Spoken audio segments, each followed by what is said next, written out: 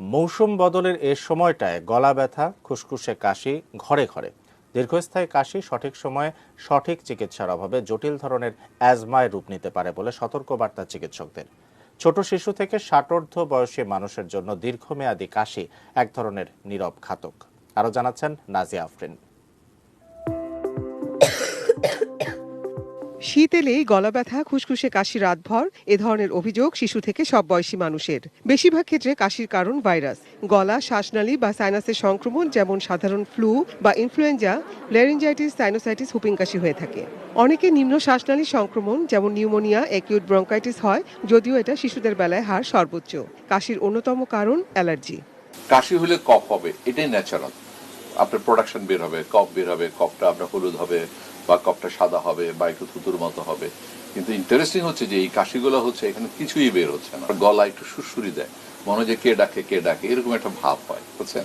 এই যে সুরসুরি হয়, এটা টোটাল ব্যাপারটা হচ্ছে অ্যালার্জি। দীর্ঘস্থায়ী শ্বাসরোগের জন্য অন্যতম দায়ী বায়ু দূষণ। বেশ কয়েক বছর ধরেই সারা বিশ্বের বায়ু দূষণের শিকার শহরগুলোর তালিকায় ঢাকার নাম এগিয়েই থাকছে।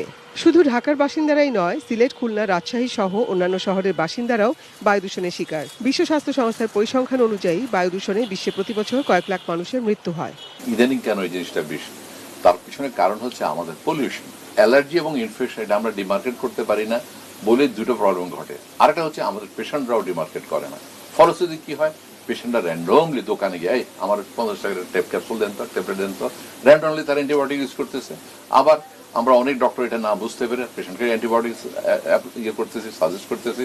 ফলশ্রুতি কি হচ্ছে, তার বডিতে অ্যালার্জির সাথে কিন্তু বডির ইমিউনিটি একটা রিলেশন আছে। আপনার অ্যালার্জি, আপনার বডির ইমিউনিটি কমে যাচ্ছে, ওইদিকে আপনি অ্যান্টিবায়োটিক বারবার অ্যান্টিবায়োটিক ইউজ করছেন, আপনার অ্যালার্জিটা, আপনার বডির ইমিউনিটিটা কমে যাচ্ছে।